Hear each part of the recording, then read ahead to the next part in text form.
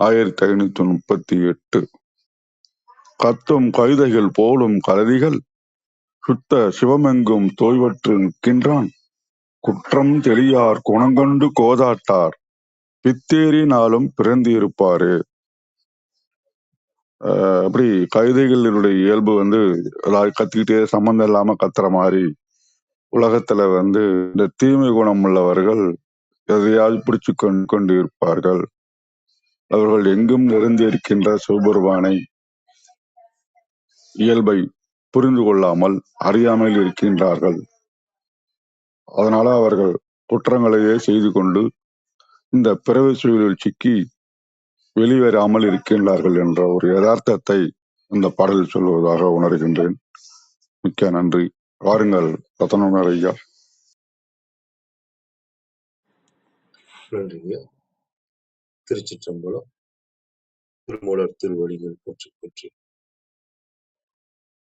திருமூலரின் திருமந்திரத்தில் 5ஆம் தந்திரத்தில் 21வது அத்தியாயம் புறச்சமய நிந்தனை, பாடல் 1538 பார்த்து கொண்டிருக்கின்றோம். பாடல் விளக்கின்றது. கத்தும் கழுதைகள் போலும் கலதிகள் சுத்த சிவம் எங்கும் தோய்வுற்று நிற்கின்ற குற்றம் தெளியார் குணம் கொண்டு கோதாட்டி பித்தேறி நாடும் இறந்திரப்பாரே.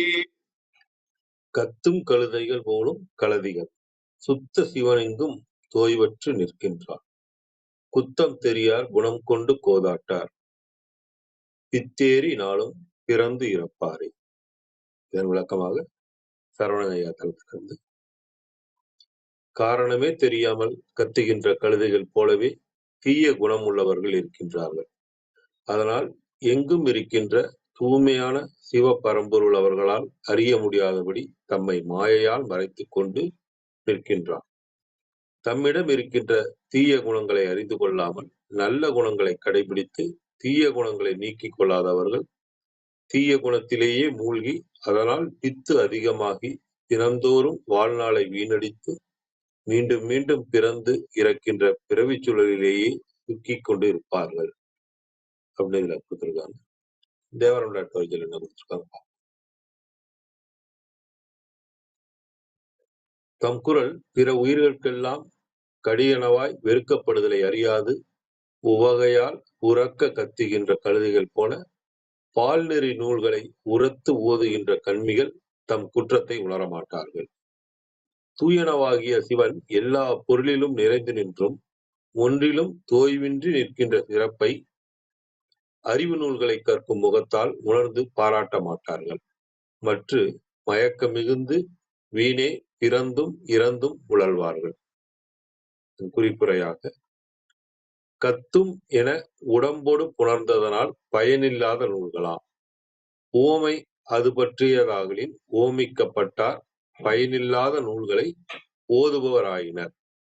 பாராட்டி கற்கின்றவர்களை குறித்து அழகுசால் கற்பின் அறிவு நூல் கல்லா உலக நூல் ஓதுவதெல்லாம் கலகல கூவும் துணையல்லால் கொண்டு தடுமாற்றம் போவும் துணை அறிவாரில். இது நாலடியார் பாடலை சொல்லி இதற்கான விளக்கம் என்றார் பிறரும். கலதி முகடி, கலதிகள் என்றது நல்வினை இல்லார் என்றதா. சுத்த சிவன் என்றது பிறவற்றிற் கலந்தும் அந்நிலை கெடான் என்றற்கு தோய்வற்று என்பது பாடமன்று. குற்றந்தெரியார் என்பதனை முதலடியின் இறுதியில் கூட்டி உரைக்க. குற்றந்தெரியார் என்பது பாடமாயின் அஞ்ஞானமாகிய குற்றம் நீங்க பெறார். அதனால் குணம் கொண்டு கோதாட்டார் என்க. அக்குணம் கொண்டு என்று சுட்டு வருவித்து உரைக்க. கோதாட்டல் பாராட்டல். குற்றங்கள் நீக்கி குணங்கொன்று கோதாட்டி என்று அருளிச் செய்தார் வாத ஊரடிகளும். 3ஆம் அடி இனவெதுகை பெற்றது. இதனால் பிற சமயங்களின் நிற்பாரது கல்வியின் இழிவு கூறப்பட்டது அப்படின்னு தேவாரம் டாக்டர் கொடுத்திருக்காங்க. கிருத்திகாமா வணக்கம். பாருங்க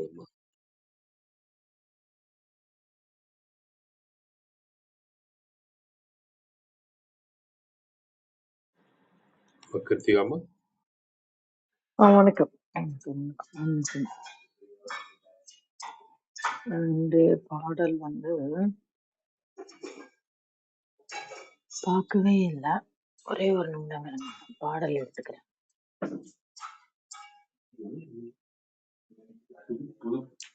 எப்படி இருக்குது?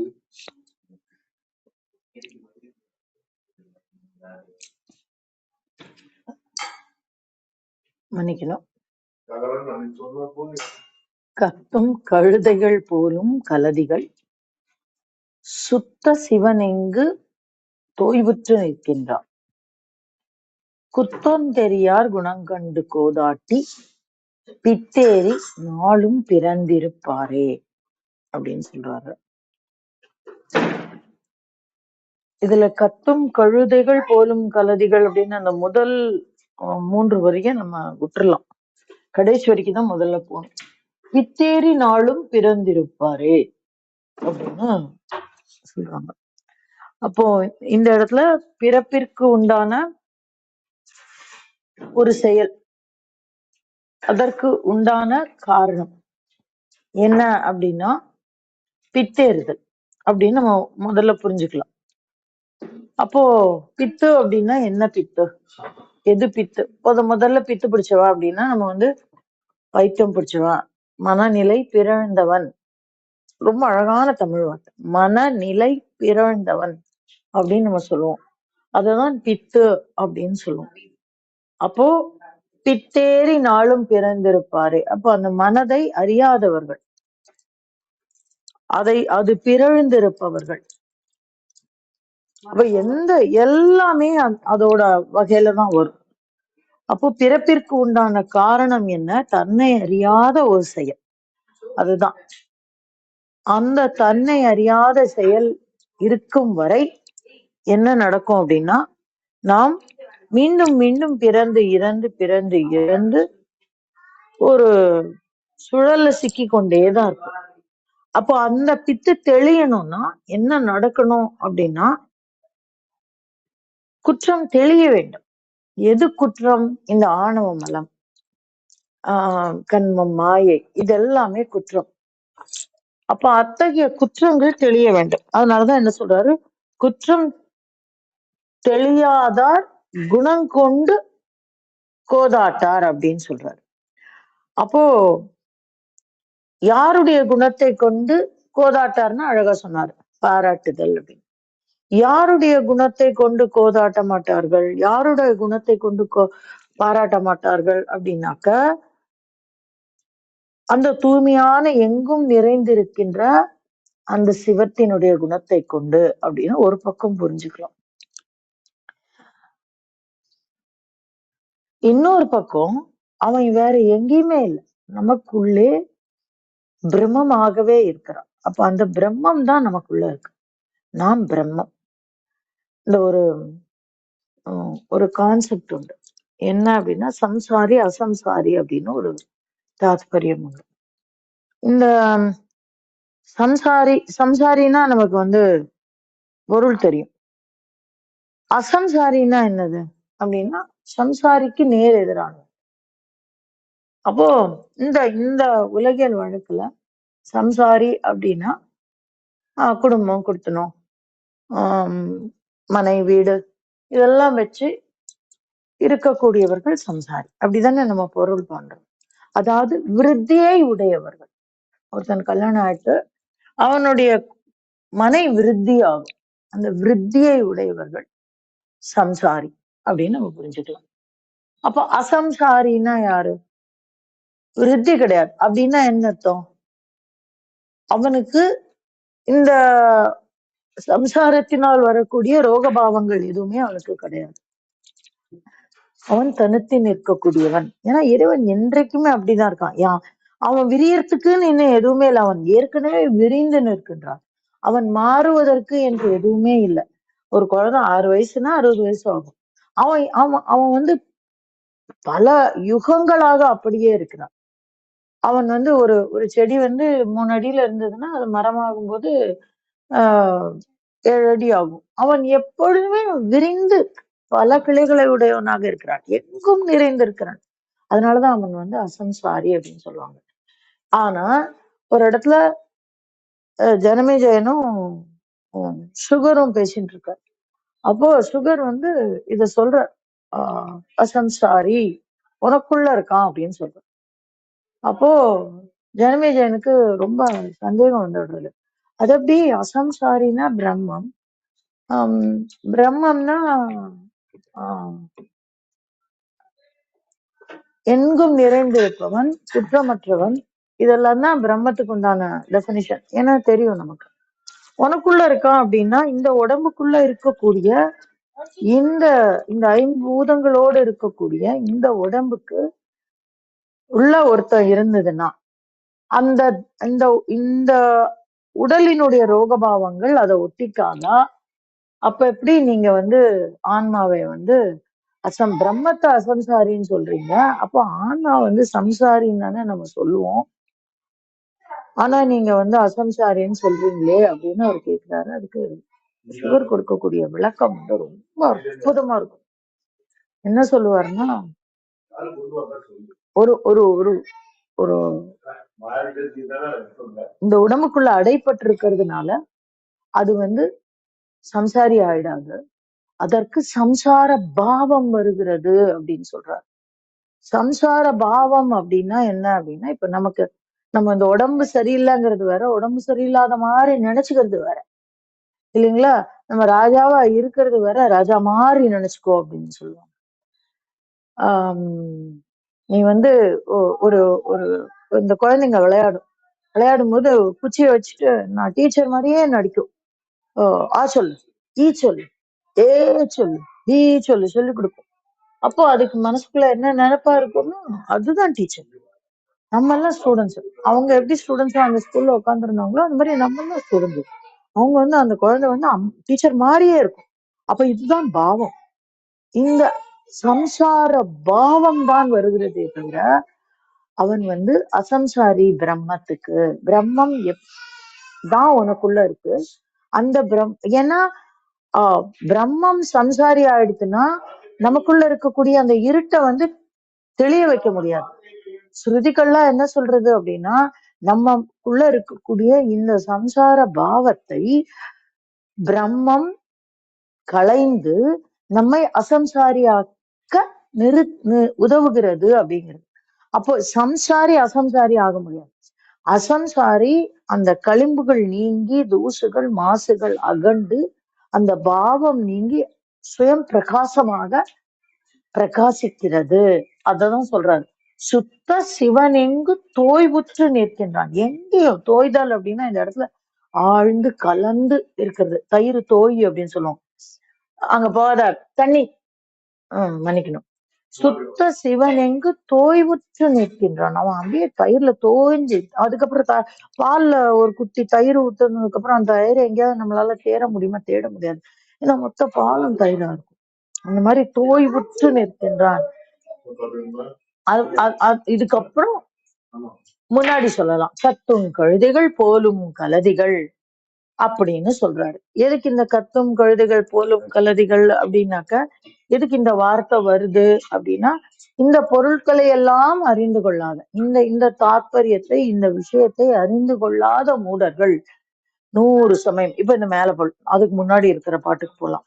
100 சமயம் உளவான் ஒழுங்கால் 6 சமயமும் மாறுபடுவன கூறு சமயங்கள் கொண்ட நெறிகளை ஈறுபெற நெறி இல்லா நெறி என்று நேத்தி பாடலை திருப்பி ஒரு தடவை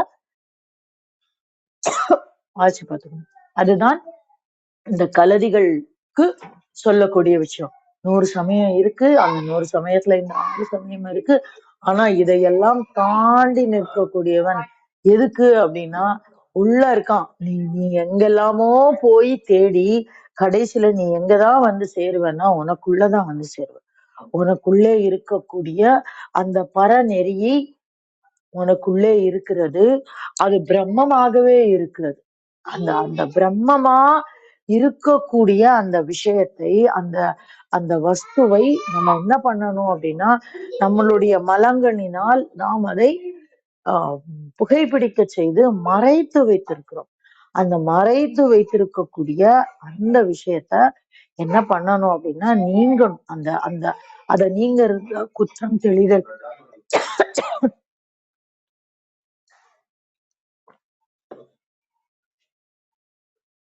நினைக்கணும். குற்றம் தெளிதல் அப்படின்னு சொல்லுவாங்க. அந்த குற்றம் தெளிந்து விட்டால் நாம் குணம் கொண்டு கோதாட்டுவோம். நாம் குணம் கொண்டு கோதாட்ட ஆரம்பித்து விடுவோம். குணம்னா என்னது? அப்போ எங்க இருந்தோ வராது, உள்ளுக்குள்ள குணம் ஆயிடுச்சு அப்படி சொல்றோம்ல. அப்படின்னா என்ன அர்த்தம்? நம்ம குணமாதான் இருக்கோம், இடையில ரோகம் வந்தது, அந்த ரோகம் தீர்ந்து போச்சு, வியாதி தீர்ந்து போச்சு, உடம்பு தீர்ந்து போச்சு, அதனால திரும்பி குணமாயிட்டோம். எல்லாரும் என்ன கேட்பாங்க? வியாதி தீர்ந்துருச்சான்னு கூட கேட்க மாட்டாங்க. என்ன சொல்லுவாங்க? இப்ப இருக்கிற தமிழ்ல இருக்கிறவங்க என்ன வேணா கேட்போம்னு வச்சுக்கோங்களேன். ஆனா பொதுவா என்ன கேட்போம்னா, குணம் ஆயிடுச்சா, அவனுக்கு குணமாயிடுதா அப்படிமா. என்ன அர்த்தம்? நாம் குணமாக இருந்தவர்கள் இடையில் ரோகம் பிடிக்கப்பட்டிருந்தோம், மீண்டும் குணமாகி விட்டோம். அதேதான் இந்த இடத்துலயும். அந்த குணத்தை நாம் புரிந்து கொள்வோம். இந்த குணங்கிறது இந்த இந்த உலகியல் குணம் நான் சொல்றது. ஆனா உள்ளே இருக்கக்கூடிய அந்த குணம் என்னது? பிரம்மமாக இருக்கக்கூடிய அந்த வஸ்து. அதை நாம் புரிந்து கொள்வோம். அப்படி புரிந்து கொள்ளாவிட்டால் என்ன நடக்கும் அப்படின்னா, பித்தேறினாலும் பிறந்திருப்பாரு. அப்ப அந்த பித்து குணம் ஆகலைன்னா நாளும் பிறந்து கொண்டே இருக்கும். பித்து குணமாகிவிட்டால் என்ன நடக்கும் அப்படின்னா, குற்றம் தெளிந்துவிடும். குற்றம் தெளிந்து விட்டால் எங்கும் தோய்ந்திருக்கக்கூடிய அந்த சிவன், எங்கும் நிறைந்திருக்கக்கூடிய அந்த சிவம் என்னுள்ளே தோய்ந்திருக்கிறது, என்னுள்ளே கலந்து இருக்கிறது, நான் அதுவாகவே இருக்கிறேன், அகம் பிரம்மாஸ்மி அப்படின்னு சொன்னார் இல்லையா? அந்த அகம் பிரம்மாஸ்மி தான் இந்த இடத்துல சுத்த சிவன் எங்கும் தோய்வுற்று நிற்கின்றான். எப்பொழுது அப்படின்னா இப்பொழுதுதான். இதெல்லாம் தெரியாதவங்க தான் அத்தனை விஷயங்களையும் சொல்லி கொண்டிருப்பார்கள். எத்தனை விஷயம்? ஒரு சமயம் என் சமயம் வசதி, உன் சமயம் வசதி, அந்த சமயம் இந்த சமயம் எல்லாம் சொல்லிட்டு இருப்பாங்க. நீ கடைசியில வந்து சேர வேண்டிய இடம் எங்கன்னா உனக்குள்ளேயே இருக்கு அப்படின்னு திருமூலர் வந்து ரொம்ப ரொம்ப இந்த இந்த இந்த ஆஹ் ஆப்த வாக்கியம்னு சொல்லுவோம் இல்லையா? இந்த ஆப்த வாக்கியத்துல இருக்கக்கூடிய இந்த அகம் பிரம்மாஸ்மி அப்படிங்கிற ஒரு விஷயத்த ஐ திங்க் அவரோட ஸ்டூடெண்ட்ஸ்க்கு உட்கார்ந்து சொல்லி கொடுத்திருக்காருன்னு நினைக்கிறேன். அதனாலதான் இதுல வந்து இவ்வளவு ஒரு ஆழமான கருத்தை உட்கார்ந்து சொல்லி கொடுத்திருக்காரு. அவர் சொல்லி கொடுத்தது மன்னிக்கணும், 10% புரிஞ்சா கூட நம்மளால அடுத்த இடத்துக்கு போக முடியுங்கிறது தான் என்னோட ஒரு நம்பிக்கை. அதை உங்களோட பகிர கிடைச்ச இந்த காலை வேளைக்கு நன்றி சொல்லி என்னுடைய பகிர்தலை முடித்துக் கொள்கிறேன். நன்றி நண்பர்களே. நன்றிம்மா, நன்றி கிருத்திகாம்மா. அகம் தாரிங்கிற வார்த்தை, அகம் பிரம்மாஸ்மி அப்படிங்கிற அழகா இந்த பாடலை பற்றி சொன்னது ஈஸியா புரிஞ்சுக்கிறதுக்கு முடிஞ்சது. நன்றிம்மா, மிக்க நன்றிங்க ஐயா. அர்த்தநாரி பாருங்கள் ஐயா. சார் கௌரி அம்மா வரலையா? அவங்க இருக்காங்க தளத்துல, லிசனிங் மோட்ல இருக்காங்க. அப்படியே வேளாண் கூப்பிட்டு பாருங்க சார். அவரு வேளாண் ஐயா, நீங்க வந்து பேசுறதுக்கு வாய்ப்பு இருக்கு. மேல வரீங்களா? வாங்க. வேறு யாரும்? பௌளமணி அம்மா, வேளாண் ஐயா, கலாபன் ஐயா. கிருஷ்ணன் ஐயா இருக்காரு. யாருங்க? கிருஷ்ணன். கிருஷ்ணன் கூட, அவரு திருவல்லிக்கேணி, அவரும் விளக்கம் சொல்லுவாங்க. கேட்கும் தளத்தில் இருக்கும் நண்பர்கள் வாய்ப்பு இருந்தா மேல வரலாம், வந்து தங்கள் கருத்துக்களை பகிர்ந்து கொள்ளலாம். வாங்க கிருஷ்ணன் ஐயா. நமஸ்காரம். என்ன கொண்டு கருத்துக்கள் இல்லையா? நான் லிசனிங் மோட்ல இருக்கேன். ரொம்ப தேங்க்ஸ் மேல கூப்பிட்டதுக்கு. நன்றி. நன்றி. ஐயா மேல வாங்கல, உங்க குரல் கேட்கலாம்.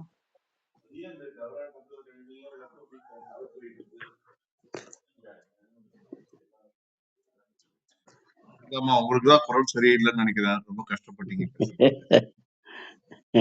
ஆமா, வேளாண் நேற்று கொஞ்சம் அதிகமா குளிர்ந்த ஐஸ்கிரீம் சாப்பிட்டுட்டேன். அது நான் பூராவே முடியல.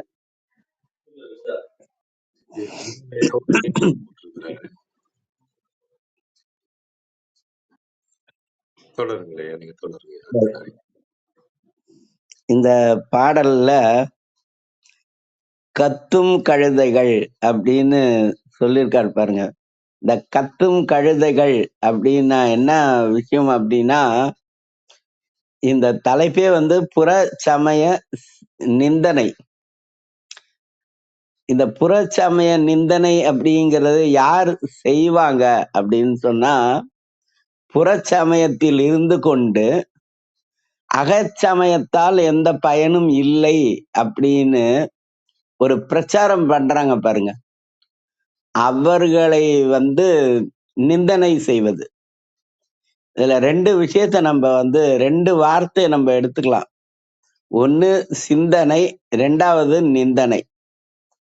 இந்த நிந்தனை அப்படிங்கறது ஞானசரியையினோட 16வது பாடல்ல வள்ளலார் சொல்வார், நிந்தையிலா நெஞ்சகத்தே அப்படின்னு சொல்வார். முடிஞ்சா அந்த பாட்டை எடுக்கலாம் ரத்னா சார் நீங்க. ஞானசரியை 16, திருவருட்பா 6ஆம் திருமுறை ஞானசரியை, அதுல 16வது பாடல். நிந்தையிலா நெஞ்சகத்தே நிறைந்த அருள் குருவை அப்படின்னு சொல்வார். அது என்னன்னா, கண்டிப்பா குரு அப்படிங்கிற ஒருவர் ஆன்ம ஈடேற்றம், ஞானத்தில் முழுமை பெற வேண்டும் அப்படின்னு நினைக்கிறவங்களுக்கு குரு வேணும். ஆனா புறச்சமயத்துல இருக்கிறவங்க ஒண்ணு குருவாக ஒருவரை வைத்து கொள்ள மாட்டார்கள். அப்படி குருவாக வைத்து கொண்டாலும் கூட அகச்சமயத்துல குருவுக்கு என்னெல்லாம் என்னெல்லாம் தன்மையோ அதெல்லாம் அவங்களுக்கு இருக்காது. அடிக்கடி மாத்திக்கிட்டே இருப்பாங்க. அது மாதிரி ஒரு விஷயம் இருக்கும். இதெல்லாம் புறச்சமயம் அப்படின்னு சொல்லக்கூடியது. இந்த புறச்சமயத்திலேயே இந்த கத்தும் கழுதைகள் அப்படின்னு யார சொல்றாங்க அப்படின்னா, லோகாயுதம்னு ஒண்ணு இருக்கு, உலகாயுதம் அப்படின்னு சொல்லி. அவங்களதான் நம்ம அப்படி சொல்றதுக்கு ஏறத்தாழ முழுமையா பொருந்தும் அப்படிங்கிறது. ஒரு அதை நம்ம புரிஞ்சுக்கணும் அப்படின்னு சொன்னா, ஜானகிராமனுடைய ஒரு நாவல் ஒண்ணு, அம்மா வந்தாள்னு ஒரு கதை இருக்கும். அந்த கதையில ஒரு இடத்துல எழுதியிருப்பாரு, நாங்க பயணம் முடிச்சுட்டு வீட்டுக்கு திரும்பி வந்துகிட்டே இருந்தோம். அங்க ஒரு இடத்துல தேர்தல் பிரச்சார கூட்டம் நடந்துட்டு இருந்தது. தேர்தல் பிரச்சார கூட்டத்துல மாவரைக்கும் இயந்திரத்தின் சத்தத்தை போல எல்லோரும் பேசி கொண்டிருந்தார்கள் அப்படின்னு எழுதியிருப்பார். பெரும்பாலும் இந்த தேர்தல் காலங்கள்ல நம்ம போனோம்னா, அரசியல் கூட்டங்கள்ல ரொம்ப ரொம்ப அதிகமா கத்தி பேசுவாங்க. 2 விஷயம் நடக்கும். ஒருத்தரை ரொம்ப தேவைக்கு மேல திட்டி பேசுவாங்க. அப்படி திட்டி பேசுறது கூட கத்தி பேசுவாங்க. நான் அவருக்கு சொல்கிறேன், நான் அவரை கேட்கிறேன். யாருக்கு சொல்றாரா, யாரை கேட்கிறாங்களோ அவங்க அந்த இடத்துல இருக்க மாட்டாங்க. ஆனா அது மாதிரி பேசுறாங்க பாருங்க, அதுதான் கத்துதல் அப்படிங்கிறது. இப்ப அவங்க மேடையில ஒலிபெருக்கியில பேசுறாங்க தான். ஆனா பேசுறாங்கன்னு தான் சொல்லணும். ஆனா நம்ம என்ன சொல்றோம், கத்துதல் அப்படின்னு சொல்றோம். அதாவது என்னன்னா, நற்பொருள், மெய்ப்பொருள், உயர்ந்த பொருள், இந்த பொருளோடு உரை நிகழ்த்தினால் அதற்கு பெயர் பேசுதல் அப்படிங்கிறது.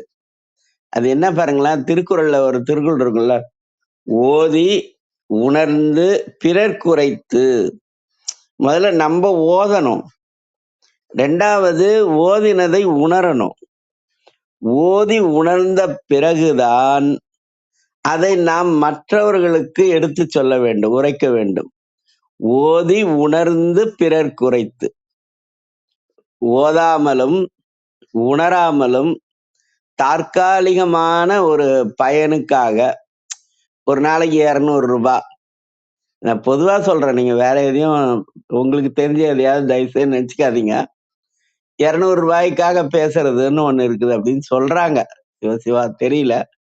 அது மாதிரி ஒரு குறிப்பிட்ட ஒரு தற்காலிக பயனுக்காக பேசுறது இருக்கு பாருங்க, அததான் கத்துறது அப்படிங்கிறது. பொருளிலா பாட்டானாலும் பொருளையே போட்டு செல்வார் அப்படின்னு காசிங்கிற படத்துல ஒரு வரி வரும். பொருளிலா பாட்டானாலும் பொருளையே போட்டு செல்வார்.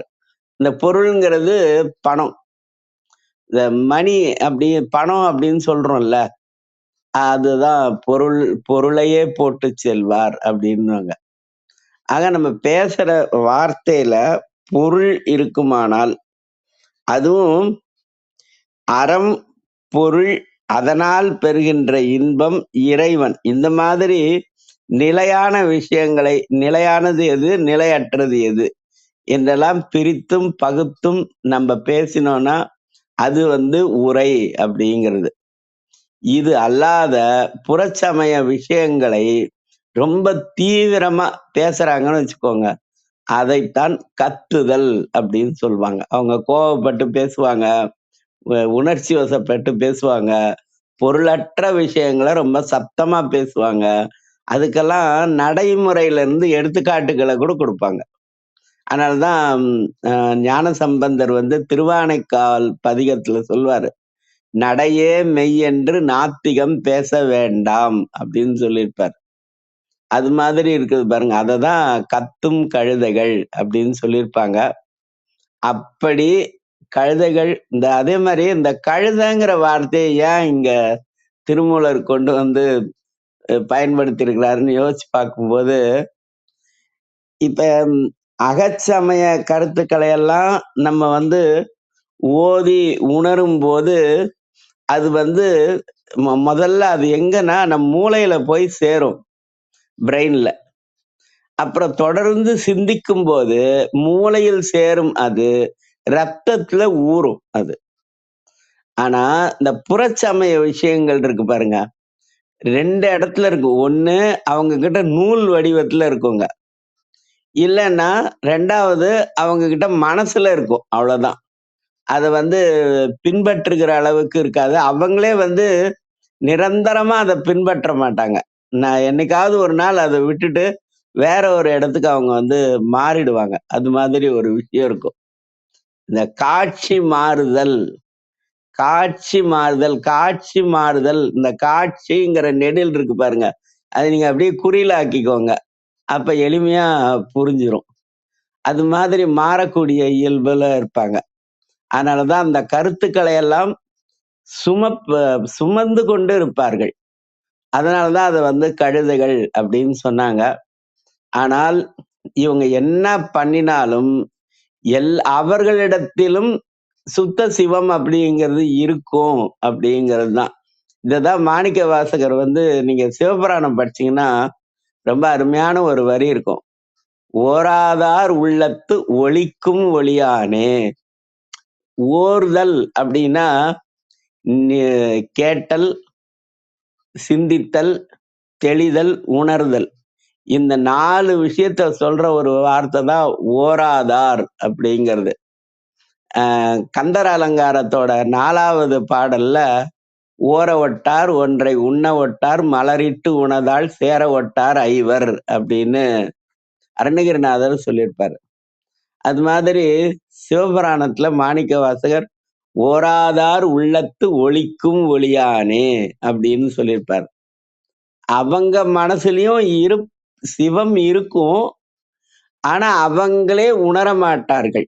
ஏன்னா அவங்களுக்கு இல்லை அப்படிங்கிற அந்த எண்ணத்துல அவங்க பேசுறதுனால அதை உணர மாட்டாங்க அப்படிங்கிறது தான். அதனால இந்த அதே மாதிரி திருவருட்பால இன்னொரு பாட்டு ஒண்ணு இருக்குங்க, கல்லார்க்கும் கற்றார்க்கும் அப்படின்னு ஒரு பாட்டு இருக்கும். அது கூட நீங்க எடுத்து இந்த இடத்துல படிக்கலாம் சார். இந்த சுத்த சிவம் அப்படிங்கிறதுக்கு ரொம்ப அருமையான ஒரு எடுத்துக்காட்டு பாடல். திருவருட்பால 6ஆம் திருமுறையில அருள் விளக்க மாலை. கல்லார்க்கும் கற்றார்க்கும் களிப்பருளும் களிப்பே அப்படின்னு ஒரு பாட்டு ஒண்ணு இருக்கும். அந்த பாட்டுல எல்லாருக்கும் பொதுவில் நடம் இடுகின்ற அரசே அப்படின்னு அந்த நிறைவான வரியில சொல்லியிருப்பாரு. எல்லாருக்கும் பொதுவில் நடம் இடுகின்ற அரசு. எல்லாம் அப்படின்னா இறைவன் இருக்கிறான் என்று உணர்ந்தாலும் சரி, இல்லை என்று உரைத்தாலும் சரி, அப்படி எல்லாருக்கும் பொதுவில் எல்லாருக்கும் பொதுவில் நடமிடுகின்ற அரசே அப்படிங்கிறத சுத்த சிவம். இதுல இந்த குற்றத்தை எல்லாம் நீக்கி குணமாக கொள்வது அப்படிங்கிறது. அதுக்கு ஒரு தேவாரம் இருக்கு, ஞான சம்பந்தருடைய தேவாரம். மறையுடையாய் தோளுடையாய் வார்சடை மேல் வளரும் பிறையுடையாய் அப்படிங்கிற ஒரு தேவார பாடலையும் நம்ம இடத்துல ஒப்பிட்டு பார்க்கலாம். அது மாதிரி நிறைய விஷயங்கள் இருக்கு.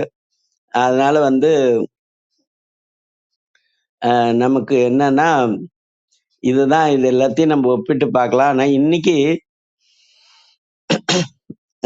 அபிராமி அந்தாதியோட 3வது பாடல் அது ஓரளவுக்கு இந்த இன்னைக்கு இருக்கிற பாடலுக்கு கொஞ்சம் பொருந்தும் அப்படிங்கறதுனால அந்த பாட்டை அந்த ஒண்ணு ஆம், 63வது பாடல். 2வது வந்து தோத்திரம் செய்து தொழுது மின்போலும் நின் தோற்றம் ஒரு மாத்திரை போதும் மனதில் வையாதவர்னு ஒரு பாட்டு ஒண்ணு இருக்கும். அது 65க்கு மேல இருக்கும். அந்த பாட்டோட நம்பர் சரியா தெரியல. தோத்திரம் செய்து தொழுது மின்போலும் நின் தோற்றம் ஒரு மாத்திரை போதும் மனதில் வையாதவர் கோத்திரம் குலம் வன்மை கல்வி குணம் குன்றி நாளும் குடிகள் தோறும் பாத்திரம் கொண்டு பலிக்குழலா நிற்பர் பாரெங்குமே அப்படின்னு வரும். அது மாதிரி இருக்கிறவங்களெல்லாம் நம்ம வந்து கத்தும் கழுதைகள் அப்படிங்கிற அந்த லிஸ்ட்ல கொண்டு வந்துடலாம். அது மாதிரி ஒரு விஷயம் இருக்கும். சரி, யாராவது ஏதாவது திரும்ப சொல்றாங்களா கேக்குறாங்களான்னு கேட்டுக்கலாம். ஐயா அவர் கிருஷ்ணன் ஐயா அந்த 2 பாடலையுமே பதிவிட்டு இருக்கிறாரு. அப்படியா? நன்றி நன்றி. நிந்தையில்லார் நெஞ்சகத்தே பாடலும் சொல்லி கற்பவர் அந்த பாடலும் 2மே அது அப்படியே படிச்சிருங்களா சார் ஐயா முடிஞ்சா? ஒரு பாடல் தான் பதிவிட்டு இருக்கிறேன், 2 பாடல் இல்ல. 2வது பாடல் நம்பர் சொல்லுங்க, பதிவிடுறேன். சார் 2வதுன்னா இப்ப எது நீங்க போட்டிருக்கிறது? நிந்தையிலா நெஞ்சகத்தை போட்டிருக்கீங்களா? ஆமா. நிந்தையிலா நெஞ்சகத்தே நிறை பெருந்தகையே நிலையனைத்தும் காட்டியருள் நிலையறித்த குருவே எந்தையன் என் தனித்தாயை எனக்கருள் மணியே என் உயிரை என் உணர்வே என் அறிவுள் அறிவே சிந்தையிலே தனித்திருக்கும் தெல்லமுதை அனைத்தும் செய்யவல்ல தனித்தலைமை சிவபதியே உலகீர் முந்தை மல இருட்டொழிய முணுமித்த கரண முடுக்கொழிந்து கடைமரண நடுக்கொழிந்து முயன்றே. அதான் சார், முந்தை மல கரண அதாவது முன் ஜென்மத்தில இருந்து இருக்கக்கூடிய அந்த மலம் வந்து ஒழியணும் அப்படின்னு சொல்லியிருக்காரு. அதனால இது ரொம்ப அருமையான பாட்டு. நன்றி.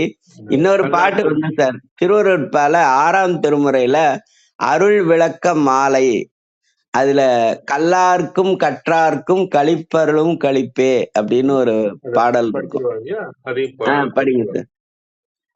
கல்லார்க்கும் கற்றவர்க்கும் களிப்பருளும் களிப்பே காணார்க்கும் கண்டவர்க்கும் கண்ணளிக்கும் கண்ணே வல்லார்க்கும் மாட்டார்க்கும் வரமளிக்கும் வரமே மதியார்க்கும் மதிப்பவர்க்கும் மதி கொடுக்கும் மதியே நல்லார்க்கும் பொல்லார்க்கும் நடு நின்ற நடுவே நரர்களுக்கும் சுரர்களுக்கும் நலம் கொடுக்கும் நலமே எல்லார்க்கும் பொதுவில் நடமிடுகின்ற சிவமே என் அரசே யான் புகழும் இசையும் அணிந்தருளே.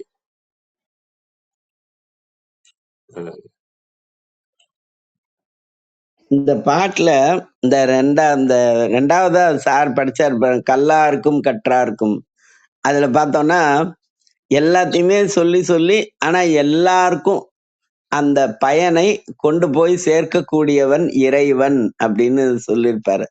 அது பாட்டோட நிறைவான வரியில எல்லாருக்கும் பொதுவில் நடம் இடுகின்ற அரசே அப்படின்னு சொல்லியிருப்பாரு. அதுதான் நமக்கு வந்து வேண்டுதல் வேண்டாமை இலானடி சேர்ந்தார்க்கு.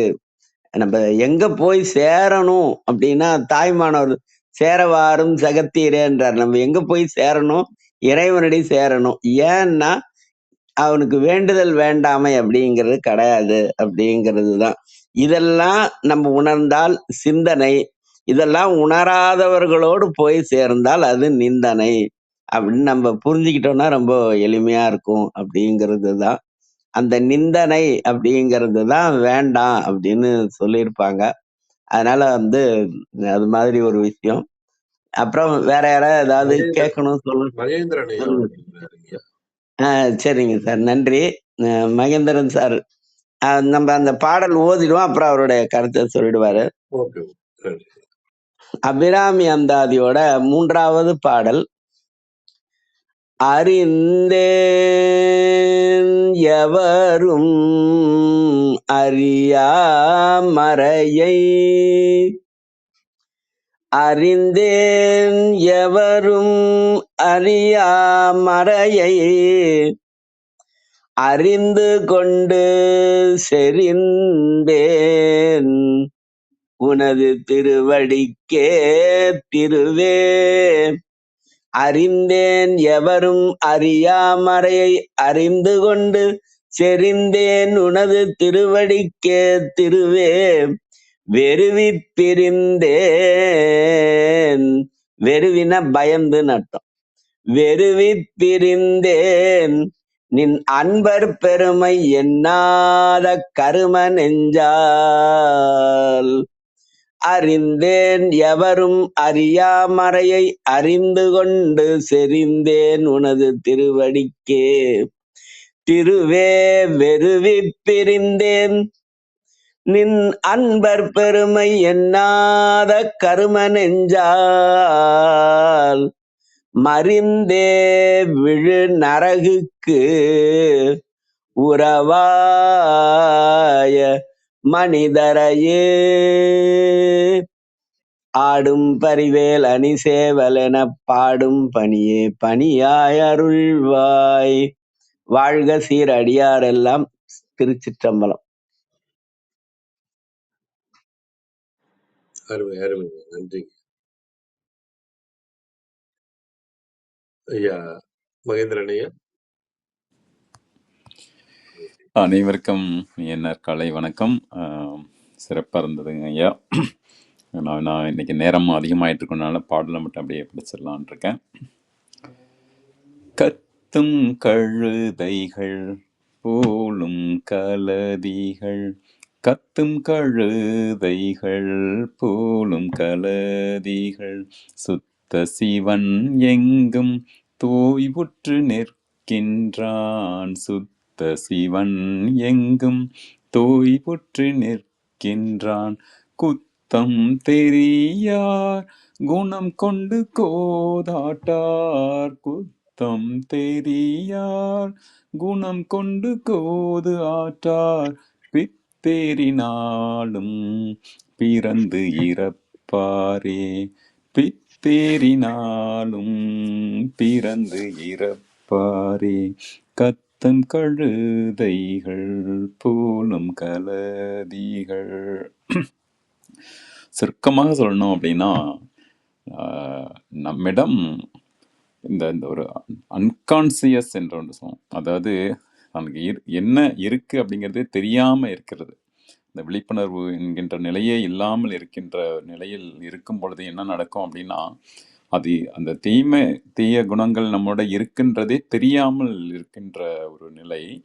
ஆனா அதை அப்படியே நம்ம அந்த மாயையில மாட்டிக்கிட்டோம் அப்படின்னா, நம்மை மறுபடியும் அந்த மாயை விலக்கி அந்த இறைப்பெருளில் நம்மளை நிலைத்து கொள்ள விட்டால், விழிப்புணர்வு நிலையை எய்தாவிட்டால் என்ன நடக்கும் அப்படின்னா, அதை நீக்கிக் கொள்ளாத வரை அதுவும் அதற்கு நம்ம தான் முயற்சி செய்யணும். நம்ம தான் அது ஒன்று சொல்வார்கள், உள்பூட்டு பூட்டிக்கொண்டு உள் சிறையில் இருப்பவர்கள் என்று சொல்வார்கள். அது மாதிரி அப்போது யார் திறக்க முடியும்னா அவங்க தான் திறக்க முடியும். யார் பூட்டு போட்டாங்களோ அவங்க தான். அப்போ நமக்கு நாமே பண்ணிக்க முடியும். ஆனால் அந்த குணத்திலிருந்து நம்மளை நீக்கி கொள்ளாவிட்டால் என்ன ஆகும் அப்படின்னா, பித்து ஏறி அது என்னன்னா தொடர்ந்து அந்த சுழலுக்குள்ளேயே மாட்டிக்கிறது.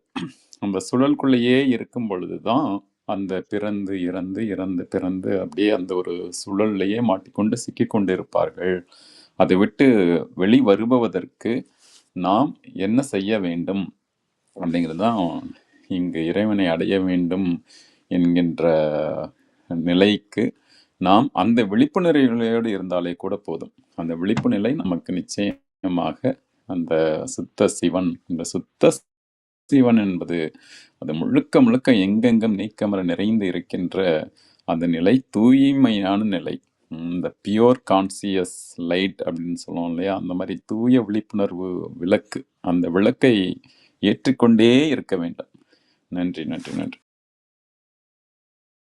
நன்றிங்க, நன்றி மகேந்திரன். நிறைவு செய்வோம் நேரம் கருதி. திருமந்திரம் கேட்க ஓத பயில அறிவில் உணர்வில் தூய்மையும் ஆன்ம உணர்வும் துணிவும் சஞ்சலம் சங்கடமற்ற வாழ்க்கையும் சிவன் மீது உண்மையான உணர்வு பெறுதலும் கிட்டும். நான் பெற்ற இன்பம் பெருகை வையகம் என்ற திருமூலரின் கூற்றுக்கிணங்க வந்திருந்து கருத்துக்களை பகிர்ந்து கொண்ட சான்றோர்களுக்கும் மெய்யன்பர்களுக்கும் மிக்க நன்றி. தளம் நிறைவடைகிறது. மீண்டும் நாளை காலை 6:30 மணிக்கு கேள்வி நாணம் ஆன்ம சுவாச நிகழ்வில் சந்திப்போம். 5, 4, 3, 2, 1.